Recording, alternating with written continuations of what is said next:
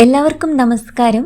പുണ്യങ്ങളിൽ പുണ്യമാസമായ വൈശാഖ മാസത്തിന്റെ ധന്യതയിലാണ് നാം എല്ലാവരും തന്നെ. മാധവന് ഏറെ പ്രിയപ്പെട്ട മാസമായ മാധവ മാസം എന്നും അറിയപ്പെടുന്ന ഈ മാസത്തിൽ നാം ചെയ്യുന്ന ഓരോ ചെറിയ സൽപ്രവൃത്തിയും 1000 മടങ്ങ് ഫലമാണ് നമുക്ക് നൽകുന്നത്. എന്നാൽ ഈ വൈശാഖ മാസത്തിൽ വരുന്ന അതിവിശിഷ്ടമായ ഷഷ്ഠി വ്രതം എത്രത്തോളം പ്രാധാന്യം അർഹിക്കുന്നെന്ന് നിങ്ങൾക്കറിയുമോ? ഒരമ്മ മനമുരുകി പ്രാർത്ഥിച്ചാൽ, അതായത് ഈ വൈശാഖ മാസത്തിൽ വരുന്ന അതിവിശിഷ്ട ഈ ഷഷ്ഠി ദിവസം ഒരമ്മ മനമുരുകി പ്രാർത്ഥിച്ചാൽ ഭഗവാൻ വേലായുധ സ്വാമിക്ക് ഒരിക്കലും അത് കേൾക്കാതിരിക്കാൻ കഴിയില്ല എന്നാണ് പറയുന്നത്. സ്വന്തം മക്കളുടെ ഉയർച്ചയ്ക്കും കുടുംബത്തിലെ തീരാത്ത കടബാധ്യതകൾ മാറാനും ദീർഘകാലമായി നമ്മളെ അലട്ടുന്ന രോഗപീഠകളിൽ നിന്ന് മോചനം നേടാനും ഈ വൈശാഖ ഷഷ്ഠി വ്രതത്തിലൂടെ സാധിക്കുമെന്ന് പുരാണങ്ങൾ പോലും സാക്ഷ്യപ്പെടുത്തുന്നുണ്ട്. 2026 വൈശാഖ മാസത്തിലെ ഷഷ്ഠി എന്നു വരുന്നു? എങ്ങനെയാണ് ഈ വ്രതം അനുഷ്ഠിക്കേണ്ടത്? ജോലിക്ക് പോകുന്നവർക്കും ആരോഗ്യ പ്രശ്നങ്ങളുള്ളവർക്കും ഈ വ്രതം എങ്ങനെ ലളിതമായിട്ടെടുക്കാം? വ്രതസമയത്ത് നാം ചെയ്യുന്ന ചെറിയ തെറ്റുകൾ വ്രതഫലം ഇല്ലാതാക്കുമോ? ഈ കാര്യങ്ങളെല്ലാം കൃത്യമായ സമയക്രമത്തോടു കൂടി ഇന്നത്തെ വീഡിയോയിൽ ഞാനൊന്ന് പങ്കുവെക്കാൻ ശ്രമിക്കുകയാണ് കേട്ടോ. വീഡിയോ പൂർണ്ണമായിട്ടും നിങ്ങളൊന്ന് കാണാൻ ശ്രമിക്കുക. കൂടാതെ നമ്മുടെ തുളസി ദിവസം എന്ന ഈ ഒരു ചാനൽ നിങ്ങൾ ആദ്യമായിട്ടാണ് കാണുന്നതെങ്കിൽ ഒന്ന് സബ്സ്ക്രൈബ് ചെയ്യാൻ മറക്കരുത് കേട്ടോ. കൂടാതെ ഈ വീഡിയോ ഇപ്പോൾ തന്നെ ഒന്ന് ലൈക്ക് ചെയ്യാനും മറക്കല്ലേ കേട്ടോ. വൈശാഖ മാസം വിഷ്ണു പ്രീതിക്ക് മാത്രമല്ല സുബ്രഹ്മണ്യ പ്രീതിക്കും അത്യുത്തമമാണ്. വേനലിന്റെ കാഠിന്യത്തിൽ നിന്നും ഭൂമി കുളിർക്കുന്ന ഈ ഒരു മാസത്തിൽ വ്രതമെടുക്കുന്നത് ശരീരത്തിനും മനസ്സിനും ഒരുപോലെ ശുദ്ധി നൽകുന്നതുമാണ്. നമ്മൾക്കറിയാം, നമ്മൾ അനുഷ്ഠിക്കുന്ന വളരെ ശക്തിയേറിയ ഉടൻ തന്നെ ഫലം തരുന്ന വിശിഷ്ട വ്രതമാണ് ഷഷ്ഠി വ്രതം എന്ന് പറയുന്നത്. മനസ്സിൽ ആഗ്രഹിക്കുന്നതെന്തും സാക്ഷാൽ സുബ്രഹ്മണ്യ സ്വാമി കനിഞ്ഞ് അനുഗ്രഹിച്ചു നൽകുന്ന ഒരു ദിവസം കൂടിയാണ് ഈ ഷഷ്ഠി ദിവസം എന്ന് പറയുന്നത്. പ്രത്യേകിച്ചും ഈ വൈശാഖ മാസത്തിലെ ഷഷ്ഠി എന്ന് പറയുന്നത് എല്ലാ അമ്മമാരും സാധാരണയായി ചോദിക്കുന്ന ഒരു ചോദ്യമാണ്. മക്കളുടെ ഐശ്വര്യത്തിനായി അവർക്ക് പഠനത്തിലും ജോലിയിലും കുടുംബജീവിതത്തിലും സന്താന യോഗത്തിനും ഒക്കെ വേണ്ടിയിട്ട് ഞങ്ങൾ അമ്മമാർക്ക് എടുക്കാവുന്ന ഏറ്റവും നല്ല വ്രതം ഏതാണ്? അമ്മമാരോട് എനിക്ക് ഈ ഒരു കാര്യത്തിൽ പറയാനുള്ളത് ഇതൊന്നു മാത്രമാണ്. ഈ ഒരു കാര്യത്തിൽ അമ്മമാർക്ക് യാതൊരു സംശയവും വേണ്ട കേട്ടോ. അത് നമ്മുടെ ദേവസൈന്യാധിപനായ സുബ്രഹ്മണ്യ സ്വാമിയുടെ ഷഷ്ഠി വ്രതം തന്നെയാണ് മക്കളുടെ സർവ്വ ഐശ്വര്യത്തിനായിട്ട് നിങ്ങൾ എടുക്കേണ്ടത്. ഷഷ്ഠീവ്രതം നോറ്റ് ശ്രീ മുരുകനെ ഭജിക്കുന്ന ഏതൊരു ഭക്തന്റെയും സകല ദുഃഖങ്ങളും അതിവേഗം മാറ്റി പൂർണ്ണ ഐശ്വര്യം നൽകും നമ്മുടെ സാക്ഷാൽ സുബ്രഹ്മണ്യ സ്വാമി. ഭഗവാന്റെ കയ്യിൽ നമ്മുടെ സകലവിധ പ്രശ്നങ്ങൾക്കുമുള്ള പരിഹാരമുണ്ടെന്നേ. ക്ഷിപ്രപ്രസാദിയാണ് സാക്ഷാൽ നമ്മുടെ സുബ്രഹ്മണ്യ സ്വാമി എന്ന് പറയുന്നത്. അതായത് നമ്മളെ കൊണ്ട് ഒരുപാട് കരഞ്ഞപേക്ഷിക്കാനൊന്നും ഭഗവാൻ സമ്മതിക്കില്ല. ഒന്ന് മനസ്സ് നിറഞ്ഞ് കണ്ണു നിറഞ്ഞ ഭഗവാനെ ഒന്ന് വിളിച്ചാൽ മതി, വെളിപ്പുറത്തെത്തുന്ന ആളാണ് കേട്ടോ നമ്മുടെ സാക്ഷാൽ മുരുക ഭഗവാൻ എന്ന് പറയുന്നത്. നമ്മുടെ എല്ലാവിധ പ്രശ്നങ്ങൾക്കും ആളിന്റെ കയ്യിൽ പരിഹാരമുണ്ടെന്നേ. പ്രത്യേകിച്ച് ഷഷ്ഠി വ്രതം നോൽക്കുന്ന അമ്മമാരോട് പ്രത്യേക സ്നേഹമാണ് ഭഗവാന്. പ്രസാദിച്ച് അവരുടെ ആഗ്രഹം എന്തു തന്നെ ആയാലും നിറവേറ്റി കൊടുത്തിട്ടേ ഭഗവാൻ അടങ്ങുള്ളൂ കേട്ടോ. അതായത് സുബ്രഹ്മണ്യ സ്വാമി ശൂര പത്മാസുരനെ വധിച്ചത് ഈ ഷഷ്ഠി ദിവസമാണ് എന്നൊരു ഐതിഹ്യമുണ്ട്. അത് നമ്മൾക്ക് എല്ലാവർക്കും അറിയാം. കൂടാതെ അമ്മ പാർവതി ദേവിയുമായി ബന്ധപ്പെട്ട മറ്റൊരു ഐതിഹ്യവുമുണ്ട്. ഇതും അമ്മമാർക്ക് എല്ലാവർക്കും അറിയാം. എങ്കിലും നമ്മൾ ഏതൊരു വ്രതം നോൽക്കുന്നതിന് മുൻപും ആ വ്രതത്തിന് പിന്നിലെ വ്രതകഥ ഒന്ന് കേൾക്കണം എന്നുള്ളത് കൊണ്ട് ഞാനതൊന്ന് വളരെ ചുരുക്കി പറയാം കേട്ടോ. സ്കിപ്പ് ചെയ്തൊന്നും പോകണ്ട, വളരെ ചുരുക്കി തന്നെ പറയാം.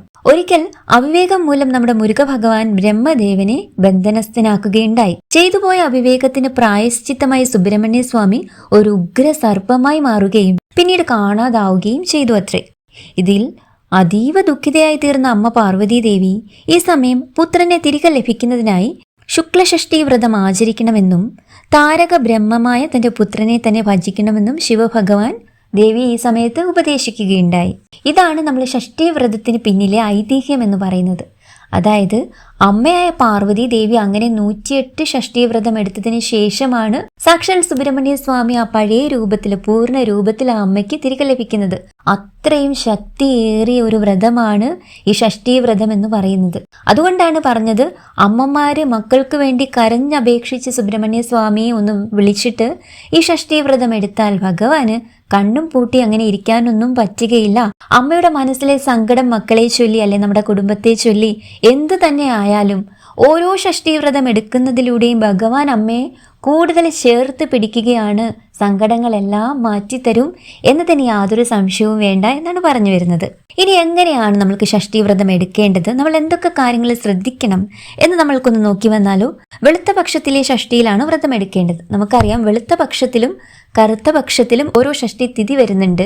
അതിൽ വെളുത്ത പക്ഷത്തിലെ ഷഷ്ഠി തിഥിക്കാണ് ഏറ്റവും പ്രാധാന്യം. വ്രതം നോക്കുന്നതിന് തലേ ദിവസം, അതായത് ഈ പ്രാവശ്യം ഏപ്രിൽ 22 ബുധനാഴ്ചയാണ് ഷഷ്ഠി വരുന്നത്. അതുകൊണ്ട് തലേ ദിവസമായ ഏപ്രിൽ 21 ചൊവ്വാഴ്ച ഒരിക്കൽ എടുത്തുകൊണ്ട് വേണം നമ്മൾ വ്രതം ആരംഭിക്കാനായിട്ട്. അതായത് ഒരു നേരം മാത്രമേ തലേ ദിവസം നമ്മൾ അരി ആഹാരം കഴിക്കാൻ പാടുള്ളൂ. പിന്നെ നമ്മൾക്ക് അന്ന് ശ്രദ്ധിക്കേണ്ട കാര്യങ്ങൾ അറിയാം. മത്സ്യ മാംസാദികൾ പാടില്ല. അതുപോലെ പകൽ ഉറങ്ങാതിരിക്കാനും ശ്രദ്ധിക്കുക.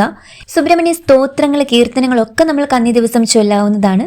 അതായത് അന്നേ ദിവസം പൂർണ്ണമായും ഭഗവാന്റെ നാമം നാവിലും മനസ്സിലും വിളങ്ങണം. ഇതൊക്കെയാണ് ഷഷ്ഠിയുടെ തലേ ദിവസം, അതായത് പഞ്ചമി നാള് നമ്മൾ ശ്രദ്ധിക്കേണ്ടതായ കാര്യങ്ങൾ. ഒരിക്കലാണ് അന്ന്, അതുകൊണ്ട് ഒരു നേരം മാത്രം അരിയാഹാരം കഴിക്കാൻ ശ്രദ്ധിക്കുക. രാത്രിയിൽ നമ്മൾക്ക് പഴവർഗ്ഗങ്ങൾ എന്തെങ്കിലും കഴിക്കാവുന്നതാണ്. ഇനി പിറ്റേ ദിവസം, അതായത് ഷഷ്ഠി ദിവസമായ ഏപ്രിൽ 22 ബുധനാഴ്ച രാവിലെ എഴുന്നേറ്റ് കുളിച്ച് ഒരു ശുഭ്രവസ്ത്രമൊക്കെ ധരിച്ച് പൂജാമുറിയിലെത്തി നമ്മൾക്ക് നിലവിളക്ക് കൊളുത്താവുന്നതാണ്.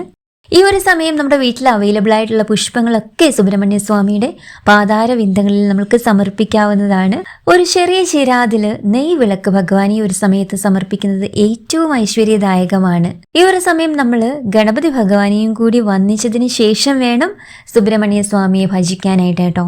ഈ നെയ്വിളക്ക് കൊളുത്തുന്ന ഈ ഒരു സമയത്ത് നമ്മുടെ മനസ്സിലെ ആഗ്രഹങ്ങളും സങ്കടങ്ങളും എന്ത് തന്നെ ആയാലും നമ്മൾക്ക് ആ ഒരു സമയത്ത് ഭഗവാനോട് മനമൊരുക്കി പ്രാർത്ഥിച്ചുകൊണ്ട് കരഞ്ഞപേക്ഷിച്ചുകൊണ്ട് പറയാം, ഈ ഒരു ആഗ്രഹങ്ങളൊക്കെ നിറവേറ്റി തരണേ, എൻ്റെ സങ്കടങ്ങളും ദുരിതങ്ങളും കടബാധ്യതകളും എല്ലാം പൂർണ്ണമായിട്ട് മാറ്റി തരണേ എന്ന് ഈ ഒരു സമയത്ത് സുബ്രഹ്മണ്യ സ്വാമിയോട് മനസ്സ് നിറഞ്ഞ് കണ്ണ് നിറഞ്ഞ് കൈകൂപ്പി നമ്മൾക്ക് ഭഗവാന്റെ അറിയാവുന്ന നാമങ്ങളും കീർത്തനങ്ങളും ഒക്കെ ചൊല്ലിക്കൊണ്ട് ആ ഒരു സമയത്ത് നമ്മൾക്ക് പൂജാമുറിയിൽ ചെലവഴിക്കാവുന്നതാണ്.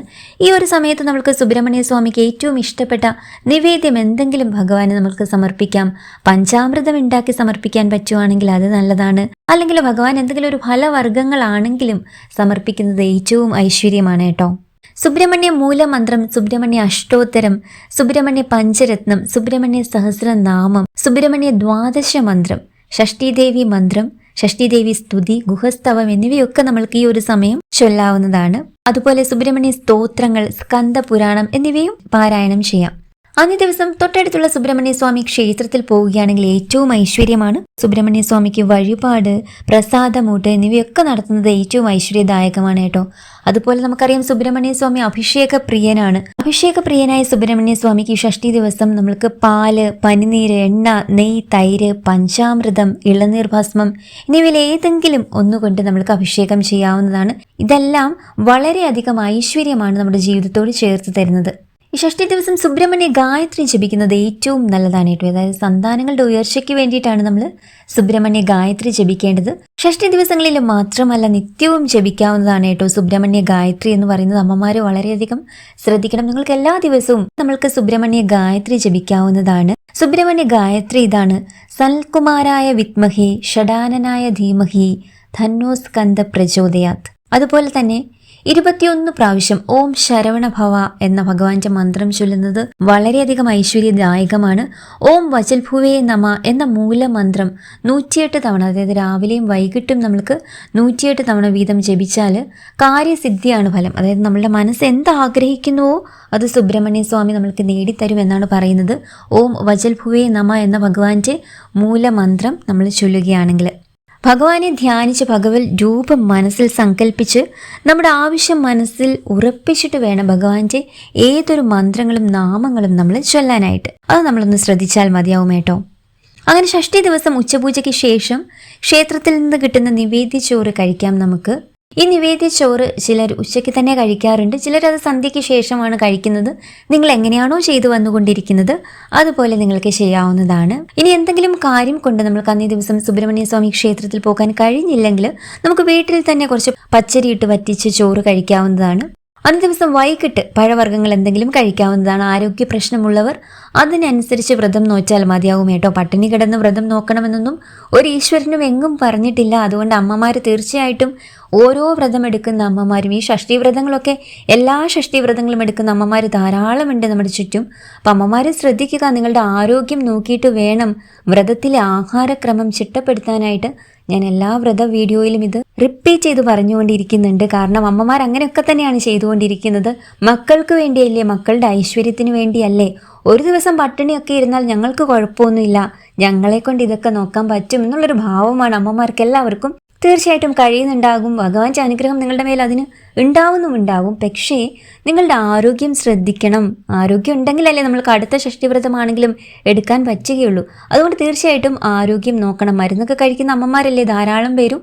അപ്പോൾ മരുന്നൊക്കെ കഴിക്കുമ്പോൾ ആഹാരം കഴിക്കാതെ എങ്ങനെയാണ് മരുന്നുകൾ കഴിക്കാൻ പറ്റുക? അതുകൊണ്ട് ഇതൊക്കെ തീർച്ചയായിട്ടും നിങ്ങൾ ആദ്യം പരിഗണന കൊടുക്കേണ്ടത് ഈ ആരോഗ്യ കാര്യത്തിനായിരിക്കണം എന്നാണ് ഞാൻ സൂചിപ്പിച്ചത് കേട്ടോ. അതായത് നമ്മുടെ മനസ്സിലെ ഭക്തിയും അതൊക്കെ തന്നെയാണ് പ്രധാനം. ഭഗവാൻ ഇതെല്ലാം അറിയുന്നുണ്ടല്ലോ, അതുകൊണ്ടാണ് അങ്ങനെ പറയുന്നത് കേട്ടോ. ഇനി സപ്തമി ദിവസം, അതായത് ഏപ്രിൽ 23 വ്യാഴാഴ്ച ദിവസം കുളിച്ച് ക്ഷേത്രത്തിൽ പോകാൻ കഴിയുന്നവർ ക്ഷേത്ര ദർശനം നടത്തി തീർത്ഥം സേവിച്ച് നമുക്ക് വ്രതം പൂർത്തിയാക്കാവുന്നതാണ്. ഇനി ക്ഷേത്രത്തിൽ അന്നേ ദിവസം പോകാൻ സാധിച്ചില്ലാച്ചാലും വീട്ടിൽ തന്നെ തുളസി തീർത്ഥം, അതായത് അല്പം വെള്ളത്തിൽ തുളസിയിലിട്ട് അത് സേവിച്ചിട്ട് നമുക്ക് പാരണ വീടാവുന്നതാണ്. ഇനിയും ഏതെങ്കിലും കാര്യം കൊണ്ട് നമ്മൾക്ക് ഈ ഷഷ്ഠീവ്രതം എടുക്കാൻ കഴിയാത്തവരും ഒരുപാട് പേരുണ്ടാവും അല്ലേ. ഒരുപാട് ആഗ്രഹം ഉണ്ടാവും, പക്ഷെ എന്തെങ്കിലും ഒരു സാഹചര്യം കൊണ്ട് നമ്മൾക്ക് പറ്റിയിട്ടില്ല. അപ്പോൾ അവർക്ക് എന്താ ചെയ്യാൻ പറ്റുക? അന്നേ ദിവസം സുബ്രഹ്മണ്യ സ്വാമി ക്ഷേത്ര ദർശനം നിങ്ങൾക്ക് നടത്താൻ പറ്റുമെങ്കിൽ അതൊന്നും ചെയ്യുക കേട്ടോ. അവിടെ ചെന്നിട്ട് കഴിയുന്ന വഴിപാടുകളൊക്കെ നടത്തുക. അതൊക്കെ ഏറ്റവും അധികം ഐശ്വര്യമാണ് നമ്മുടെ ജീവിതത്തിൽ ചേർത്ത് തരാൻ പോകുന്നത്. ഇനിയും അതിനും സാധിച്ചില്ലാച്ചാലും രാവിലെ നിലവിളക്ക് കൊളുത്തിയിട്ട് ഭഗവാന്റെ നാമങ്ങൾ അറിയാവുന്നതൊക്കെ ചൊല്ലിയിട്ട് ഭഗവാനോട് മനസ്സറിഞ്ഞൊന്ന് പ്രാർത്ഥിച്ചാൽ മാത്രം മതിയാവും കേട്ടോ. നിങ്ങളുടെ സാഹചര്യമൊക്കെ ഭഗവാന് അറിയാവുന്നതാണ്. അതുകൊണ്ട് അങ്ങനെ വിഷമമൊന്നും വേണ്ട. നമ്മൾക്ക് അടുത്ത പ്രാവശ്യം ഷഷ്ഠി വരുമ്പോൾ വ്രതം എടുക്കാമല്ലോ.